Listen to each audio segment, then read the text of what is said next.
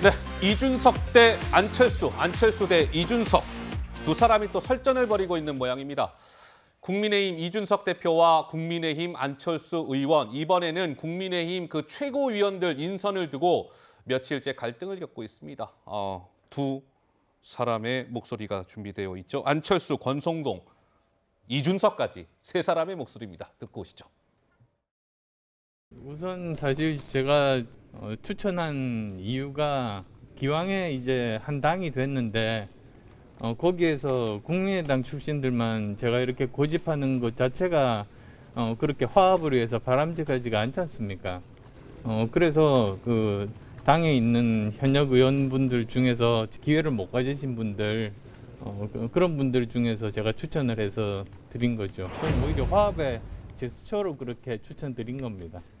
안철수 대표와 통화를 했습니다. 한 명만 추가로 받으면 어떻겠느냐. 안철수 전 대표께서 국민의당 대표 시절에 결정한 사항이고 지금은 국민의당이 해체되었기 때문에 본인이 그것을 결정할 권한이 없다라고 하면서 당초 2명 최고위원 임명을 그대로 진행해 달라는 요청을 해서 안철수 대표가 희한한 답변을 하셨거든요. 무슨 어떻게요? 국민의당이라는 당이 이제 없어졌기 때문에 본인은 이 결정을 되돌릴 수도 없고 이렇다 이렇게 하는데 사실 이해가 안 가는 답변이긴 합니다.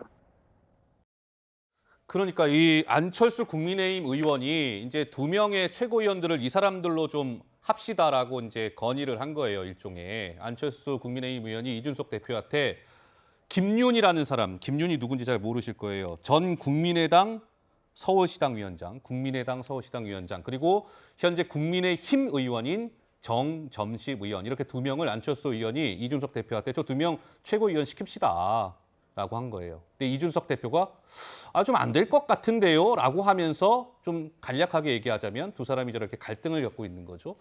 우리 또 마침 오늘 이 자리에 국민의힘 정미경 최고위원께서 나와 계시니까요. 어떻게 두 사람 간에 누가 좀 잘못하고 있는 겁니까? 어떻습니까? 어려운 질문엔 대답 안 하는 패스 이런 거 있었으면 좋겠어요.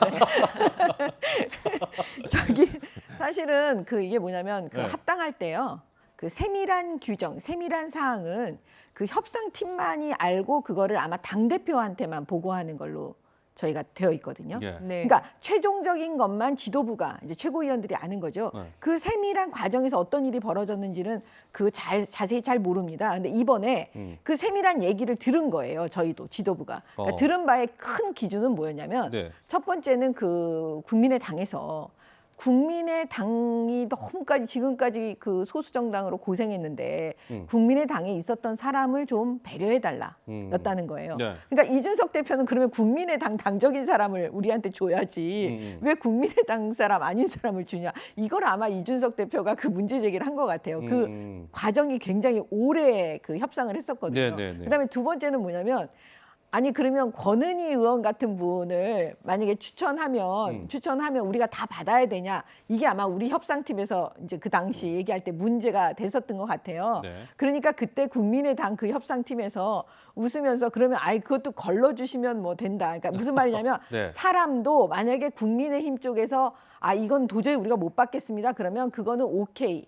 이런 식으로 다 얘기가 됐다는 거예요. 저도 그 협상팀이 아니니까 모르겠지만 예. 그러니까 이거를 이준석 대표가 그 세부적인 내용을 당시 다 보고를 받았으니까 지금 이준석 대표는 왜 처음에 협상 그 내용하고 다르냐라고 문제 제기를 하고 있는 것 같아요. 네.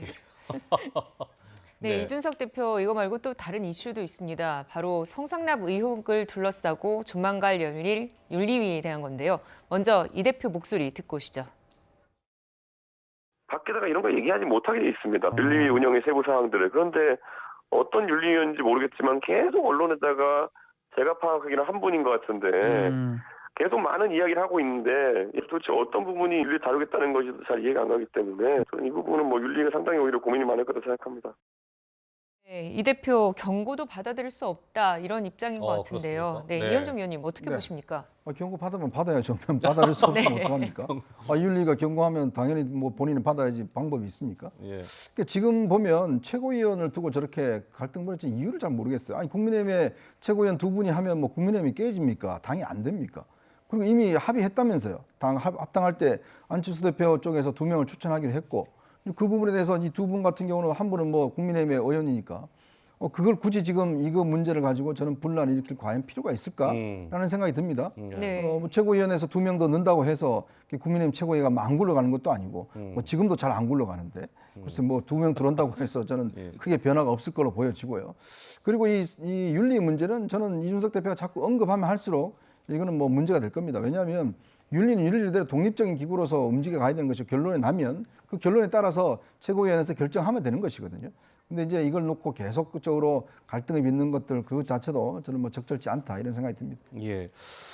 자, 뭐 어쨌든 윤리가 이제 개최가 될 텐데 이달 안에는 개최가 뭐 되지 않을까요? 그 결과를 좀 봐야 될 것 같고 지금 국민의힘에서는 그리고 또 윤석열 대통령이 약간 이 두 사람을 좀 겨냥하고 있는 듯합니다. 누구냐? 문재인 정부 시절 임명됐던 두 사람을 향해서 좀 물러나야 되지 않을까요? 라는 뉘앙스의 요구를 하고 있는데요. 목소리 듣고 오시죠.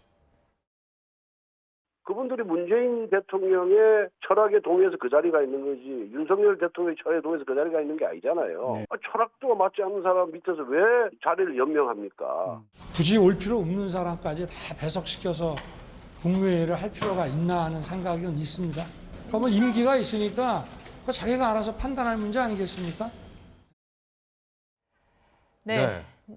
어떻습니까, 교수님? 저는 좀 부적절하다고 생각해요. 아니 왜냐면 지금 잘 아시잖아요. 지금 두 분이 김은경 장관 같은 게 처벌받았죠. 그다음에 지금 백운규 지금 재판받고 있잖아요. 그 전 장관도. 네. 그게 다 이제 그 인사 문제 관련된 문제예요. 정권 바뀌었으니까 나가라 이랬다는 이제 의혹 가지고 재판을 받고 있는데 저렇게 자꾸 압박하는 것은 바람직하지 않다고 봅니다. 그래서 저는 임기가 있어 저분들이 알아서 선택할 문제인 것이죠. 그래서 이게 여러 가지 방법으로 압박을 해서 나가게 만드는 것 자체가 국민들에게 보기도 좋지 않고 지금 저렇게 국민의힘에서 저 아까 말씀드린 그 두 분의 장관에 대해 전직 장관에 대해서 계속 비판을 하고 있잖아요. 예. 그 행동과도 맞지 않는 모습이다 이렇게 생각합니다. 네, 전 정권에서 임명된 분들에 대한 얘기까지 나눠봤습니다. 세 분과는 오늘 여기까지 이야기 나누겠습니다. 고맙습니다. 네, 감사합니다.